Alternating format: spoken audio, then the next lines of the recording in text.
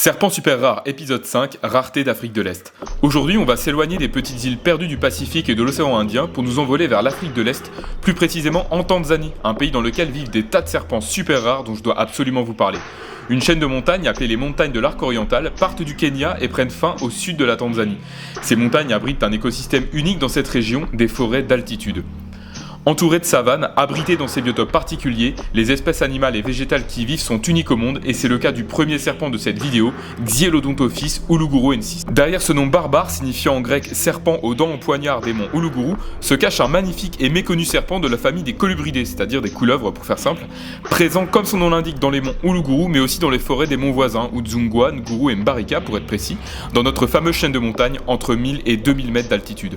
Découvert en 1983 par un certain John Lovett à Lupanga Peak, il ne sera décrit que 19 ans plus tard, en 2002. Atteignant 1m90, c'est une grande couleuvre venimeuse qui possède une denture dite opistoglyphe, c'est-à-dire qu'elle possède de grandes dents situées en retrait dans le maxillaire, c'est-à-dire la mâchoire supérieure, reliées à des glandes à mi-chemin entre des glandes salivaires et des glandes à venin, les glandes de Duvernois.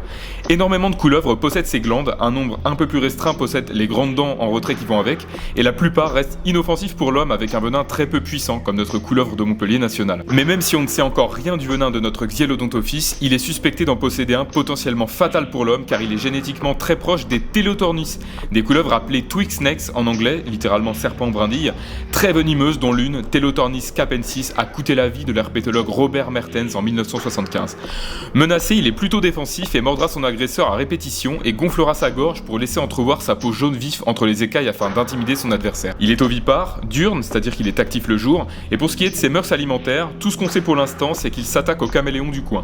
Fait très curieux, un spécimen mort a été trouvé sur l'île de Manda au large du Kenya à plus de 600 km de son aire de répartition. À l'heure où je vous parle, ce serpent n'a été photographié que 5 fois. Restons dans les monts Uluguru où vit également un petit serpent extrêmement méconnu appartenant au genre Prosimna. Les Prosimna sont de petits serpents fouisseurs africains ne dépassant pas 30 cm, appelés serpents à museau en pelle, en référence à leur écaille rostrale retroussée qui leur sert à creuser le sol, mais aussi pense-t-on à pouvoir percer la coquille des œufs trop gros pour eux sans avoir à les mettre entiers dans leur gueule, car oui, ces serpents se nourrissent exclusivement d'œufs de serpents et de lézards. Ovipares, ils possèdent des narines modifiées pour empêcher le sable d'y rentrer. Ils possèdent un curieux mécanisme de défense. Inquiétés, ils s'enroulent sur le sol et déroulent et enroulent leur queue rapidement, probablement pour impressionner l'agresseur. La plupart sont de couleur assez quelconque, mais celui qui nous intéresse aujourd'hui, Prosimna ornatissima, porte un joli nom pour un joli serpent. Découvert en 1926 par le zoologue Arthur Loveridge en personne, celui-ci lui donnera ses lettres savantes 2 ans plus tard en 1928. Ce serpent est tellement méconnu qu'il n'existe qu'un dessin de lui et 2 photos du même spécimen, sans compter les photos de l'holotype, faites en 2007 par l'herpétologue Michel Ménégon, dont j'aurai l'occasion de vous reparler. Imaginez, il s'est écoulé 79 ans avant qu'on ne redécouvre ce serpent. En danger critique d'extinction, il est nocturne et passe son temps enfoui dans le sol dont on ne le voit sortir qu'après de grosses pluies.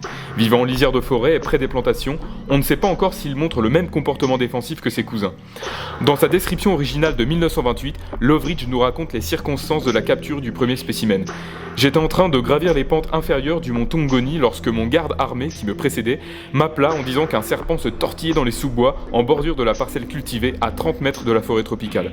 Une femme qui sarclait les mauvaises herbes dans la parcelle remarqua qu'elle venait de tuer accidentellement ce serpent. On peut supposer que la première partie de son histoire était plus fidèle que la seconde. Pour finir, on termine sur du lourd, dans tous les sens du terme, puisqu'on va partir pour l'Éthiopie, où vit une énorme vipère dans les forêts des montagnes de Bale, ou Bale ou Bale, je ne sais pas comment ça se prononce.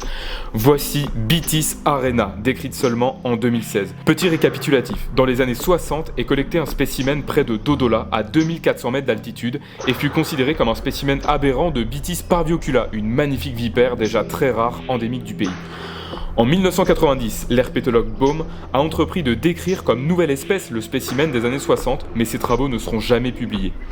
En 1993, des herpétologues constatent que des spécimens bizarrement colorés de Bitis parviocula atterrissent sur le marché des collectionneurs. Mais en 2013, l'herpétologue américain Evan Buechley, alors qu'il était dans la région, aperçoit en voiture sur les coups de midi une énorme vipère noire sur une route de terre récemment bouleversée par des travaux. Le spécimen sera photographié mais non collecté pour le musée. Cette fois, on en est sûr, c'est obligatoire obligatoirement une nouvelle espèce. Elle est tellement rare et secrète que les collègues de Bechley, avec lui le jour de la redécouverte, étaient présents dans cet endroit depuis 3 ans sans jamais l'avoir croisé. Le spécimen des années 60 sera réexaminé et aboutira à la description de Beatties Arena en 2016. En termes de conservation, les données sont insuffisantes, mais la zone de sa découverte étant en pleine expansion urbaine, ceci mêlé au fait que les locaux craignent et tuent les serpents sans hésitation, ce qu'on peut comprendre en vue de la menace que sont les serpents venimeux sur les populations pauvres. D'ailleurs, tous les spécimens de Beatties parviocula apportés au muséum ont été tués par des villageois, cette espèce étant responsable de nombreuses morsures fatales dans le pays. Les villageois disent bien connaître notre Beatties Arena et ne la voient que très rarement lorsqu'ils travaillent la terre pour leur plantation de café. À l'endroit exact où le spécimen de 2013 fut aperçu, l'herpétologue Timothy Colston installa des pièges à trappes le long de la route et ils furent vérifiés pendant 1 mois tous les jours par les locaux, pendant que Timothy inspectait la zone sur 4 km à la ronde, mais aucune autre Beatties Arena ne fut trouvée. On suppose qu'elle était sur cette route car dérangée par les travaux, mais qu'il est probable que ce soit une espèce qui passe son temps dans les terriers de rongeurs. 2 ans plus tard, en 2015, un autre spécimen sera découvert par Luciano Tadessa et finira en captivité dans un laboratoire pour être étudié. Enfin, en 2017, un photographe animalier suédois très chanceux, Jonas Arvidsson, passera quelques jours dans la zone et la trouvera. Il y en a qui sont 3 ans dans le coin sans jamais en voir une, lui il y va 1 semaine et il tombe dessus. Incroyable. Regardez comme elle est belle, toute noire avec ses motifs jaunes. Si je compte bien, ça fait seulement 4 spécimens connus de l'espèce. C'est juste fou. J'ai demandé à Jonas Arvidsson de me décrire ses sentiments lorsqu'il l'a trouvé, et il m'a répondu ceci. Mon ressenti était irréel. 7 jours de recherche avec les locaux et on l'a trouvé.